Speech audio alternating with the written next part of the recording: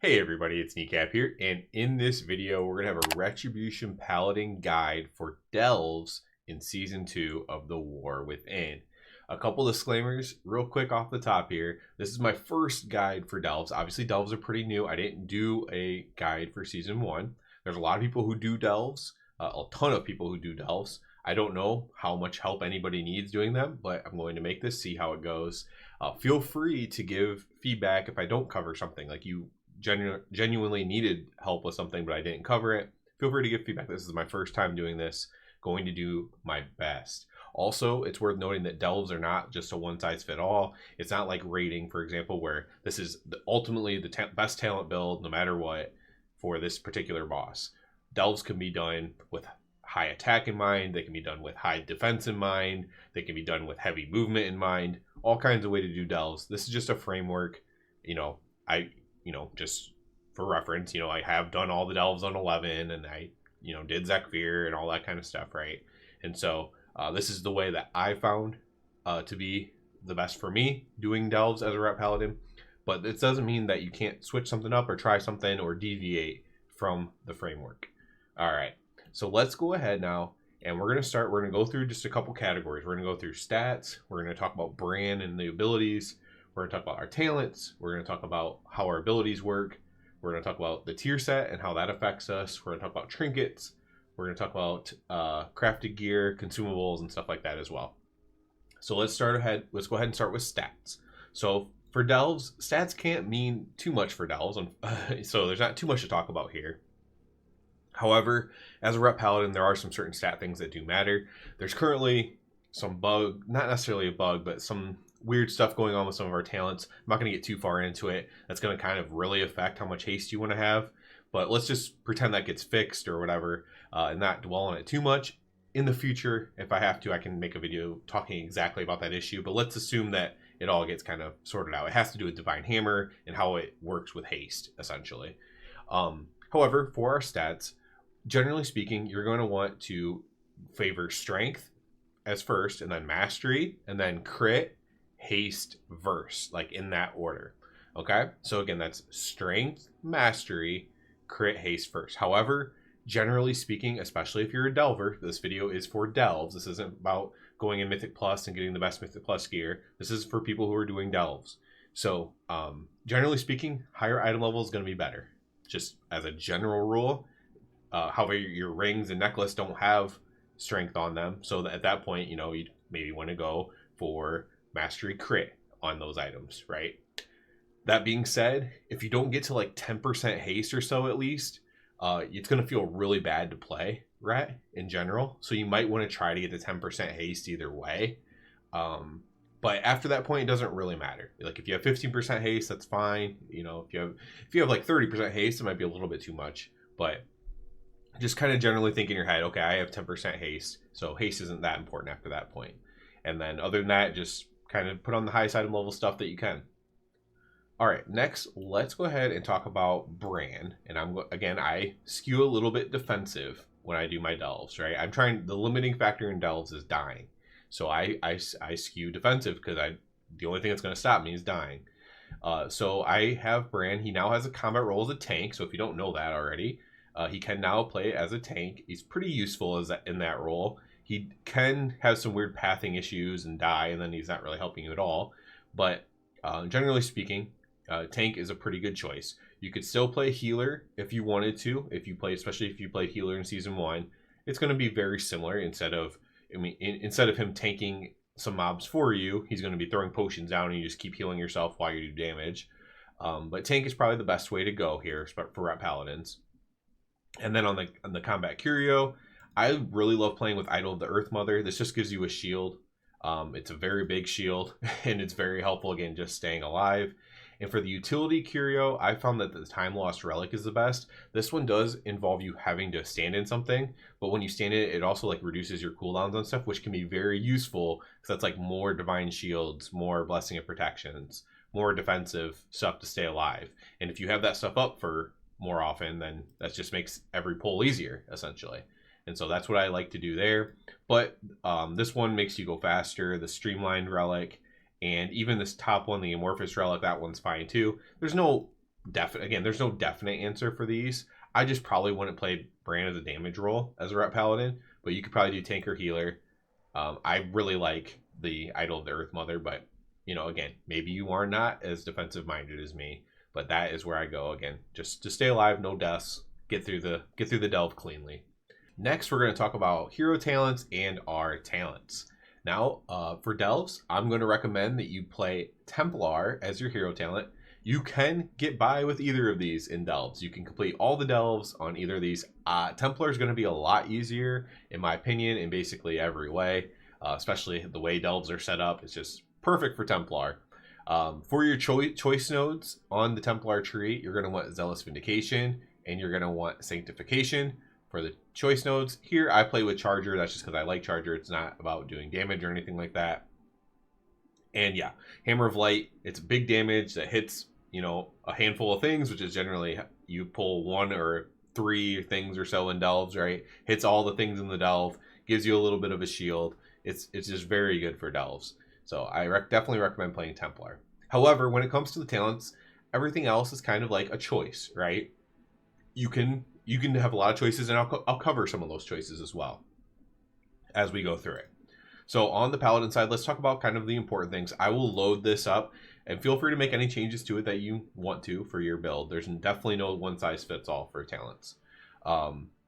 Let's just go through the ones that are kind of important, right? So Cleanse Toxins, I think this is important in a lot of the delves. Now, there might be certain delves where you don't need it, right? So you could change that point around. But for most delves, or not even for most, but for some delves, there'll be something that you can cleanse off yourself. If that's the case, you want to have this because a lot of the times it'll be like a big poison effect that ticks for 1,000,000 damage or something, right? It's crazy. So Cleanse Toxins, really good. Fist of Justice, really good. What does it do? It reduces the cooldown of your Hammer of Justice, so you get more stuns. Very, very good. Once again, staying alive. Over here, we have a node of Blinding Light or Repentance. I'm going to suggest using Repentance here, and Repentance being that you can CC a caster, for example. If you're having really trouble with a pull, let's say you die to a pull, maybe you want to CC one. This also, it can be used as an interrupt. If there's something that's going to kill you, you can use it to interrupt it, even if you're going to break it immediately. So it has multiple purposes there. Turn Evil would be one that you could have for a specific delve that has aberrations, undead, and stuff in it. If that's the case, it wouldn't be bad to take this, especially if they're non-elite, because it just kind of one-shots them. Healing Hands, again, very good for your defensive. Divine Seed, that's not, obviously you'd want Divine Seed. Light's Countenance, so I like taking this with Repentance because it makes it have no cooldown. So you still have to cast it, but it has no cooldown, meaning that I could use it as an interrupt repeatedly, essentially, right? I could interrupt this mob with it if the mob has a higher cast than 1.5 seconds, right? So let's say it has a 2-second cast or a 3-second cast. I can interrupt that mob, I can interrupt that mob. You can use it, you know, differently. Or I could start by CCing one and then the other one starts casting, so I CC that one. And then when the other one starts casting, I CC that one. There's tons of opportunities there with Repentance when it comes, again, to playing defensively. Obviously that. Rebuke for your interrupt. I like having Freedom. It doesn't really do much in most of the delves, but it's good to have if you are slowed, obviously. Cavalier, Obduracy for defensive. Divine Toll you'll want, that's for damage. It's very important to your actual damage doing. Sanctified Plates is a must take. Consecrated Ground, I really like this. It helps your hammer. It's also just kind of good in delves in general. Blessing and Protection for your own protection. Divine Resonance for your throughput. You'll need to take that. Holy Aegis for your throughput. Divine Purpose for your throughput. Unbreakable Spirit for your defense. Inspire Guard, you know, not too important. You could move this talent around if you wanted to, but we have that. Lead the Charge, I just have this selected. I guess I could take Holy Ritual instead. This isn't going to do too much, but your movement speed is increased by 3%, so it just gives you a little bit of speed, essentially. Lightforged Blessing, when you do need to AoE, heals you a little bit. Face Armor gives you armor when you wear to glory. Seal of Might, throughput, you'll want to take that. Vengeful Wrath, throughput. Eye for an Eye, just a little bit, since you're tanking things sometimes, like even when Brann's in tank mode, sometimes stuff will be on you. And then Light's Revocation, removing harmful effects will heal you. Divine Shield may now be cast while Forbearance is active. So this allows you to like press Divine Protection, and then when that runs out, immediately press this. Another, and then of course of Dusk and Dawn here in the bottom left. If you can't see the talent, you can at least see the tooltip, and this is again throughput. If there's another talent, I would maybe add to this and maybe just take out one of the ones I talked about that you don't really need to have. Might be like Holy Reprieve. Your forbearance duration is reduced by 10 seconds, and that's going to let you, especially combined with this, it's going to let you use protection, like the Blessing of Protection, right into your bubble, and then after that's over, you know, you're already going to have a lot of time, and very soon after with this talent, you'll be able to use your Lay on Hands as well. And I call that like the holy trinity of defensives. You can just kind of cycle through them and stay alive on a really hard pull with elite or boss or whatever is giving you trouble, right? All right, over here on the ret side, again, a lot of this stuff is subjective. Mine is very geared towards single target because I think the bosses are kind of the hardest things, in my opinion. And I try to do the pulls pretty small. And so therefore, you know, killing one of them, if I pull two things, killing one really fast is very advantageous. So here we're going to have, of course, Blade of Justice, Divine Storm. We don't have a choice there. Swift Justice, Expurg. We're going to take Holy Blade, Final Verdict, Guided Prayer, Art of War, Jurisdiction, Tempest of the Lightbringer. So when we do need to press our Divine Storm, it's going to at least hit a little bit. When we do pull, you know, when we have no choice but to pull like a 5-pack or something, right? We're going to need the Divine Storm. We have, oops, I have Avenging Wrath selected, but we're going to take Crusade here. This is, I was amending this from my Season 1 build here. We have our Crusade. Then we're going to have Zealot's Fervor. We have Rush of Light here, but this talent could honestly be moved pretty much anywhere if you want to try anything else. Rush of Light's definitely not needed. We have Holy Flames, Divine Hammer, which is very important, Crusading Strikes. Again, even Crusading Strikes and Zealot's Fervor aren't super important in Delves, so there's a lot of talent points to move around. Boundless Judgment, High Lord's Wrath, Wake of Ashes, Blessed Champion, Penitence, Shield of Vengeance, Abjuration, Blades of Light, Execution Sentence. Now, I've been asked this on Mythic Plus guide and on the general PvE guide, like, why not Final Reckoning? Why not Final Reckoning? A lot of people prefer Final Reckoning, I'm learning. And for Delves, it's actually completely fine to take Final Reckoning. If you want to take Final Reckoning, this is the perfect opportunity to take Final Reckoning. It's completely fine to take in Delves. It's not going to stop you from completing a Delve by taking Final Reckoning. Seething Flames.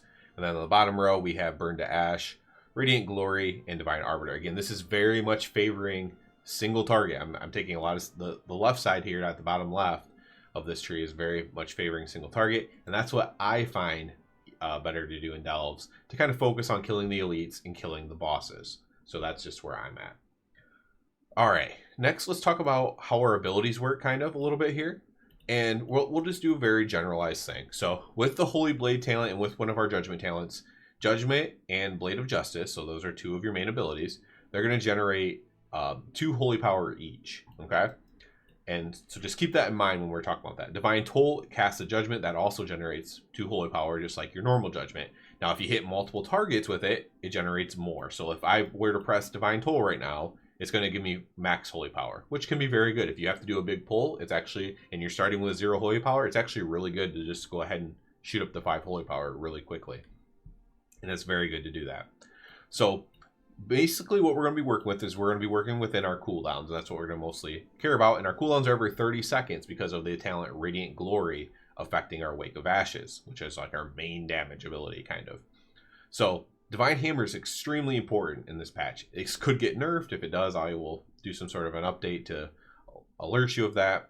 But Divine Hammer is very strong right now and appears like it's going to be strong for this patch. So the way you kind of want to use Divine Hammers, you kind of want to build up to 5 holy power. So in this case, if I was literally at 0 holy power and I had Divine Toll up, I would just walk in here and press Divine Toll and go to 5. But let's pretend we're not doing that. So I'm going to Blade of Justice, and I'm going to Judgment, and now my auto attack set me up to 5 right there, right? So I'm at 5. I'm going to Divine Hammer now. I'm going to Execution Sentence the highest health target. Then I'm going to Wake of Ashes. Then I'm going to Hammer of Light. And then I'm going to Divine Toll. And now I'll start pressing Divine Storm because I'm fighting 3 things here, right? So now I'm going to start pressing Divine Storm. And whenever you get a proc, you want to use that proc as well. So if you get a Divine Purpose proc, you just press another Divine Storm. And when we talk about our tier sets, you're going to be able to have tier set procs as well. When you get those, you want to press, you're just going to want to keep spamming your spenders, in this case, Divine Storm.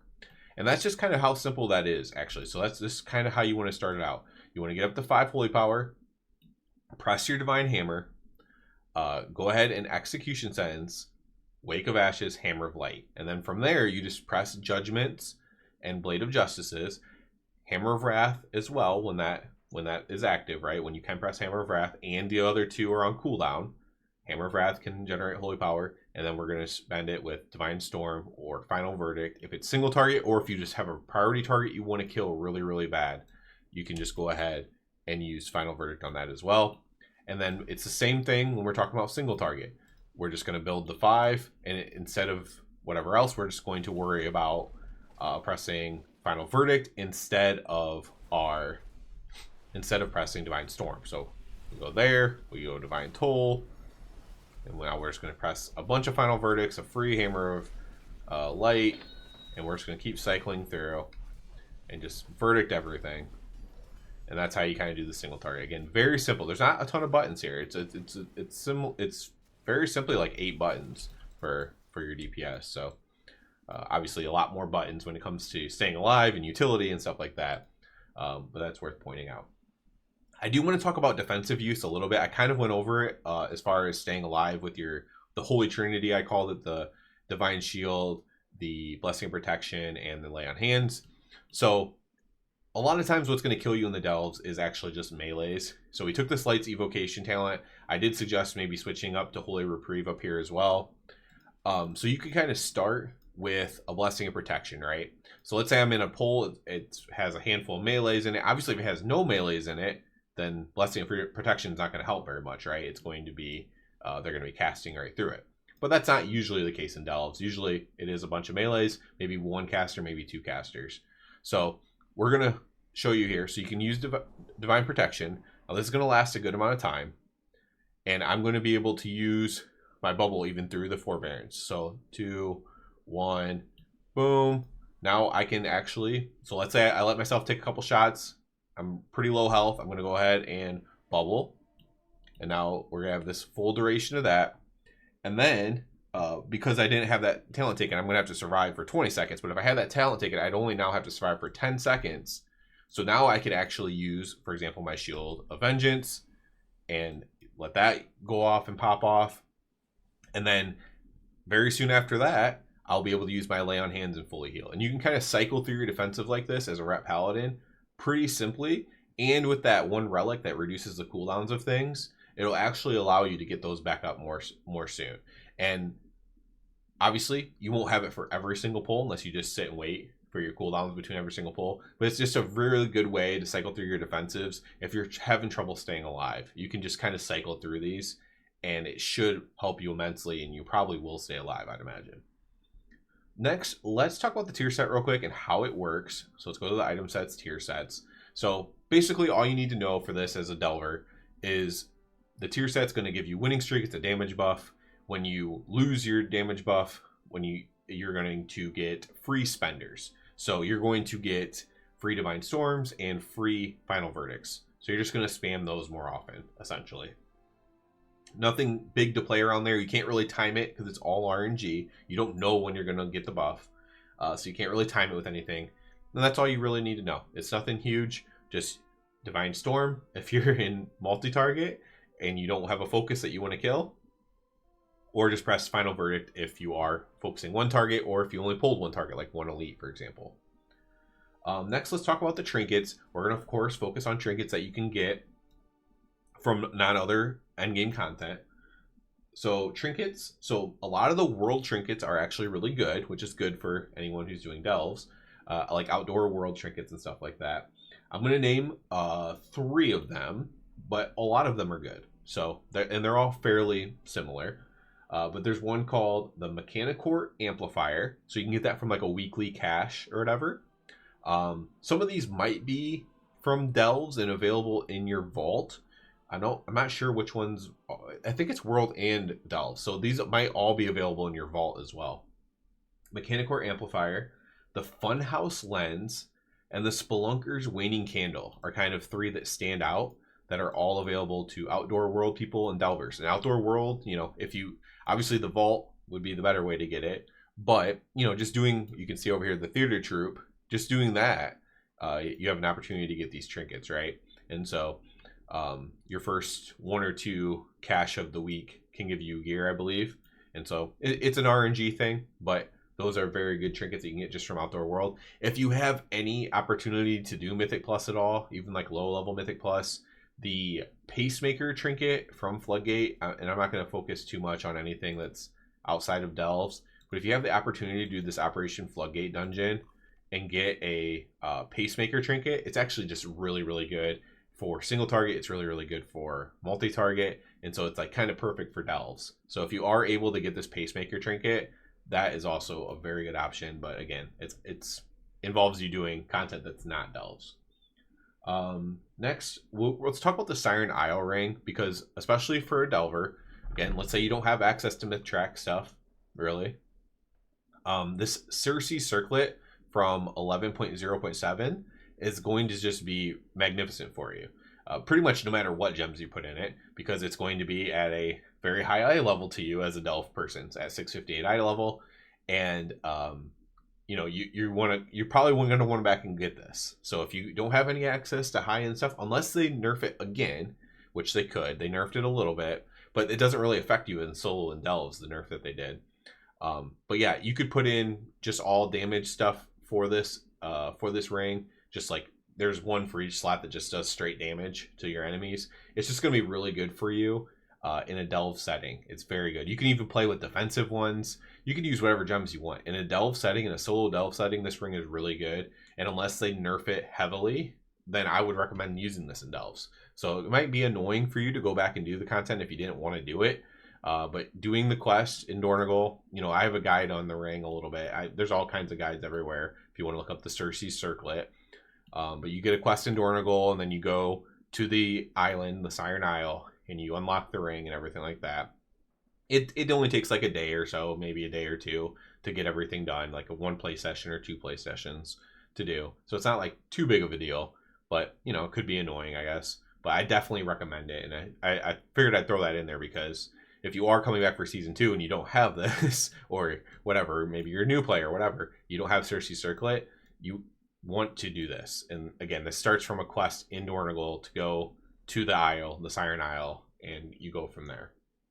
Let's talk about the crafted gear plus embellishments. So crafted gear and embellishments, basically, as a Delver, it's gonna be a little bit different because some of your crafted gear might be your best gear, and so you might want it on the best thing. So if your crafted gear is going to be your highest item level pieces, then you're going to want to put it on really strong pieces. So obviously it can't be on like your tier set piece, but let's say you put your tier on your legs, hands, helm, and shoulders. Crafting a chest can be very good for you if it's going to be your highest item level thing, because it's going to give you more stats. So if that's the case, so if your highest eye level things are going to be your crafted pieces, then it's very good to put it on stuff with stats, essentially. And so you could make that your necklace, you can make it your other ring, you could make it your chest, right? You could make it your legs. And then other than that, you could do like your boots or something, right? And if you're going to go that route, you want to put the crit light lining on it, which is the Dawn Light lining, and it's just going to give you critical strike rating. However, if your highest weapon available is going to be a crafted weapon, and you want to craft a weapon, that's also a very high possibility if all you're doing is Delves.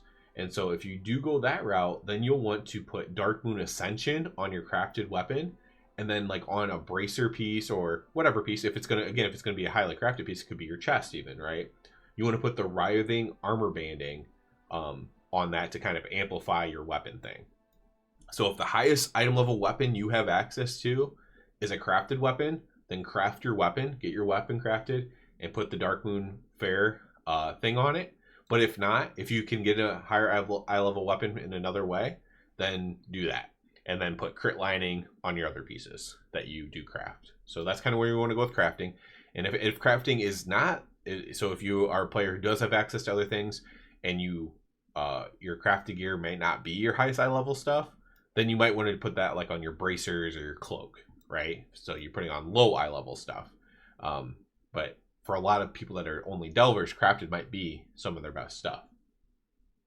Now, let's move on to consumables, enchants, and gems. So consumables, obviously, not everybody's going to use consumables and delves. I understand that. But let's just assume you are using consumables and everything. And let's just talk about what's best.